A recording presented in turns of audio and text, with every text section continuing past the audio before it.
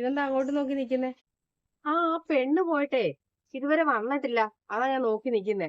പോയിട്ട് 2 മണിക്കൂറായി. എവിടെ പോയതാ? സിപ്പപ്പ് വേണമെന്നും പറഞ്ഞിട്ട് കടയിൽ പോയതാ. ഇത്രയും സമയമായിട്ട് വന്നിട്ടില്ല. ഇങ്ങ് വരട്ടെ, ഞാൻ ഇന്ന് ശരിയാക്കി കൊടുക്കാം. രാവിലെ മുതൽ തുടങ്ങിയതാ. സിപ്പപ്പ് വേണം എന്ന് പറഞ്ഞു. ഞാൻ പറഞ്ഞ പോയി മേടിച്ചുകൊണ്ട് വന്നു. ഇതുവരെ വന്നില്ലെന്നേ. ഇതെന്താ കൊച്ചു കുഞ്ഞങ്ങാനാണോ സിപ്പപ്പ് മേടിച്ച് തിന്നാൻ വേണ്ടി കടയിൽ പോവാൻ? കൊച്ചു കുട്ടി തന്നെയാ, വെറും പാവമാണേ. ഇങ്ങനെ തലയെ കയറ്റി വെച്ചോണ്ട് നടന്നോ കേട്ടോ. പിന്നെ ഞാനല്ലാതെ ആരാ അതിനെ തലയെ കയറ്റി വെക്കാനുള്ളത്? ആ ദേ വരുന്നുണ്ട്. ആ വരുന്നുണ്ട്. വാടി ഇങ്ങോട്ട് വാ. വാ, നിനക്കിട്ട് ഞാൻ വെച്ചിട്ടുണ്ട്. വാ, ഞാൻ പോട്ടെ. ആ വാ ഇങ്ങോട്ട്. ഇത് എത്ര നേരമായി പോയിട്ട്? ഞാനങ്ങ് പേടിച്ചു പോയല്ലോ. ഏ, നിന്റെ കയ്യിൽ സിപ്പപ്പൊന്നും കാണുന്നില്ലല്ലോ. എന്തി? അത് ഞാൻ തിന്നു. ആ കടയിൽ വെച്ച് തന്നെ അത് തിന്നോ? ഇല്ലമ്മേ, വരുന്ന വഴിക്ക് നമ്മുടെ കാർത്തേച്ചിയില്ലേ, അയ്യോ കാർത്തേച്ചിന്റെ വീടിന്റെ മുന്നിലുള്ള മാവിനകത്ത് എന്തൊരു മാങ്ങയാ. ഞാൻ അന്നേരം പറഞ്ഞു, ചേച്ചി ഒരു മാങ്ങ തരുമോന്ന് ചോദിച്ചു. അപ്പൊ കാർത്തേച്ചി പറഞ്ഞു എത്ര വേണേലും പറിച്ചോളാൻ പറഞ്ഞു. അപ്പൊ ഞാൻ അവിടെ പോയിരുന്ന് മാങ്ങ കഴിച്ചു. പിന്നെ ഉപ്പ് ചോദിച്ചു, മുളക് ചോദിച്ചു. ഉപ്പും മുളകും ഒക്കെ കൂട്ടി അവിടെ ഇരുന്ന് മാങ്ങ നിന്ന് വർത്താനം പറഞ്ഞ സമയം പോയിന്നേ. ഓ എന്റെ ദൈവമേ, ഉള്ള മാങ്ങയെല്ലാം കൂടെ പിന്നെ മുളകും കൂട്ടി നിന്നിട്ട് നിന്റെ വയറ് കിടന്ന് പുകയേലേ. ഇത് കാർത്തേച്ചിയുടെ വീട്ടിലായതുകൊണ്ട് ഞാനൊന്നും പറയുന്നില്ല. വേറെ എവിടെയും കയറി ഒന്ന് വാങ്ങിച്ചു തിന്ന് അവിടെ ഒന്നും ഇരുന്നേക്കരുതേ. നമ്മുടെ കാർത്തേച്ചിയുടെ വീടായതുകൊണ്ടല്ലേ അമ്മേ. ആ പോയി ചോറെടുത്ത് കഴിക്ക്. അയ്യോ എന്റെ വയറ് ഫുള്ളാ. ആ ഉള്ള മാങ്ങ മുഴുവനും കുത്തി കയറ്റി കഴിച്ച് വയറ് നിറച്ച് വെച്ചോ. എല്ലാം അസുഖം പിടിക്കും. നിനക്ക് ഇങ്ങനെ നിന്ന് ശീലമില്ലാത്തതല്ലേ. പോയി ഇച്ചിരി ചോറെടുത്ത് കഴിക്കും ഇവിടുന്ന്. മാങ്ങ മാത്രല്ല, ഞാനേ അവിടുന്ന് കപ്പയും മീൻകറിയും കഴിച്ചായിരുന്നു. നിർബന്ധിച്ചോണ്ടാ. ഓഹ് ഇവളെ കൊണ്ടിട്ട്. എന്ത് മീനായിരുന്നു? മത്തി. മത്തിക്കറിയും കപ്പയും സൂപ്പറായിരുന്നു. ഓ കപ്പയും മീൻകറി നിനക്ക് കുറച്ചൊരു പാത്രത്തിൽ മേടിച്ചുകൊണ്ട് വന്നുകൂടായിരുന്നു എനിക്കും കൂടി. കേട്ടിട്ടാണെങ്കിൽ കൊതിയാവും. അത് കുഴപ്പമില്ലമ്മേ, നമുക്ക് ചേട്ടൻ വരുമ്പോഴേ വാങ്ങിക്കൊണ്ട് വരാൻ പറയാം. അവരോട് എന്തായാലും കൊണ്ടുവരാൻ പറയണം. എനിക്കാണെങ്കിൽ ഷുഗർ ഉള്ളതാ. കപ്പ അധികം കഴിക്കേണ്ടെന്നാ ഡോക്ടർ പറഞ്ഞത്. ആ അതൊന്നും കുഴപ്പമില്ല. അത് കപ്പ കഴിച്ചിട്ട് 2 ഗുളിക കഴിച്ചു ഷുഗറിന്റെ. അപ്പൊ പ്രശ്നം തീർന്നില്ലേ. കൂടി അവിടുന്ന് പോയിരുന്ന് പഠിക്ക്. പരീക്ഷയ്ക്ക് തോറ്റു പോയിട്ടുണ്ടെങ്കിൽ തലയാന്തേക്ക് കുടിക്കും പറഞ്ഞേക്കാം. പോയിരുന്ന് പഠിക്കടി. പഠിക്കാൻ എനിക്ക് മടി. ദാ പാല്.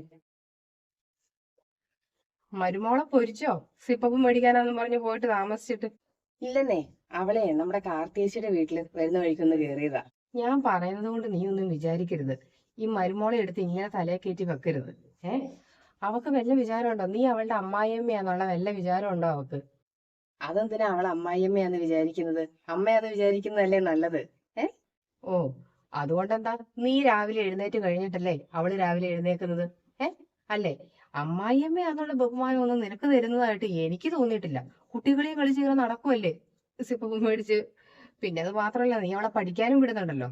അപ്പൊ പെണ്ണിന് പിന്നെ ഞാനിങ്ങനെ ഒരു ഭാര്യയാന്നോ ഒരു മരുമോളാന്നോ ഉള്ളൂ യാതൊരു വിധ ചിന്തയില്ല. വീട്ടിൽ നിന്ന് പഠിക്കാൻ പോകുന്നവരെ പഠിക്കാൻ പോകുന്നു, വരുന്നു, ഇങ്ങനെ നടക്കുന്നു.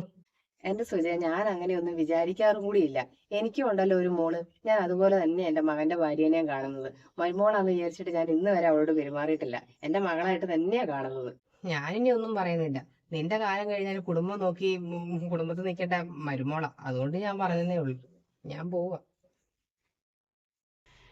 ദൈവമേ, അപ്പൊ തോറ്റല്ലേ? എത്ര വിഷയത്തിന് തോറ്റടി? 3 വിഷയത്തിന് തോറ്റു. ദൈവമേ, പോയിട്ട് നീ ആകെ ജയിച്ചത് 2 വിഷയത്തിനാണോ? നിന്നെ ഞാൻ എന്തിനാണ് ഈ പഠിപ്പിക്കാൻ വിടുന്നത്? നീ എന്തിനു പഠിക്കാൻ പോവാ? ദൈവമേ, ഇതിനെ പഠിപ്പിക്കാൻ വിടുന്നത് എന്നെ പറഞ്ഞാ മതി. ഹൂ. അതാ അമ്മയോട് ഞാൻ പറഞ്ഞു എനിക്ക് പഠിക്കാൻ പോകണ്ടാന്ന്. ഞാൻ അമ്മയോട് ഇവിടെ ഇരുന്നോളാം പ്ലീസ്. ദേ, തലക്കെട്ടി ഞാൻ തരും. തോറ്റ വിഷയം മര്യാദയ്ക്ക് പഠിച്ച് എഴുതിയെടുത്ത് നീ ജയിച്ചോണം. നിനക്ക് ജയിക്കാൻ പറ്റുമെന്ന് ഞാനൊന്ന് നോക്കട്ടെ. ഞാൻ അമ്മേ, ശ്ശോ, ആ സുജ വരെയും കളിയാക്കിക്കൊണ്ട് എന്തൊരു കഷ്ടമാണെന്ന് ഞാൻ വിചാരിക്കുന്നത്. ഉഫ്. എന്താ അമ്മേ? ആ വന്നോ? വാ. അവളെ തോറ്റിട്ട് നിക്കുക. നീ ഒരു തൊപ്പി വാങ്ങിച്ച് അവിടെ നരയെ വെച്ച് കൊടുക്കും. തൊപ്പിയോ? അതെന്തിനാ? തോറ്റ് തൊപ്പി ഇട്ട് നിക്കുവാന്ന് പറയാലോ, അതിന് വേണ്ടിട്ട്. അമ്മ, അമ്മയോട് ഞാൻ അന്നേരെ പറഞ്ഞല്ലേ ഇവിടെ പഠിപ്പിക്കാൻ വിടുവൊന്നും വേണ്ടാന്ന്. അമ്മ ഇത് കേട്ടില്ല. നീ ഓടാ അവിടുന്ന്. അവള് ജയിക്കുമെന്ന് ഞാനൊന്ന് നോക്കട്ടെ.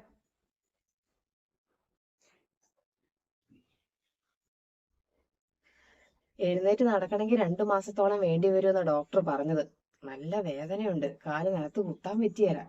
ദൈവമേ, അപ്പൊ ഇവിടുത്തെ കാര്യങ്ങളൊക്കെ നോക്കാൻ വേണ്ടി ഇതിപ്പോ ആരെങ്കിലും നിർത്തേണ്ടി വരുമല്ലോ. പട്ടിണി കിടക്കേണ്ടി വരുമോ? ആ ഞാൻ വരാം, എന്തെങ്കിലുമൊക്കെ സഹായിക്കാൻ വേണ്ടിട്ടേ. എന്റെ പണിയെല്ലാം കഴിഞ്ഞിട്ട് ഞാൻ വരാം. അതെന്തിനാ? ഇവിടെ മോളുണ്ടല്ലോ. പിന്നെ എന്തിനാ നീ വരുന്നത്? നിന്റെ വരുമ്പോഴത്തെ കാര്യമാണ് ഈ പറയുന്നത്.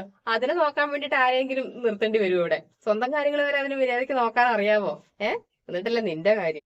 ഞാനേ വീണിട്ട് ഇരിപ്പായിട്ട് ഒരാഴ്ചയായി.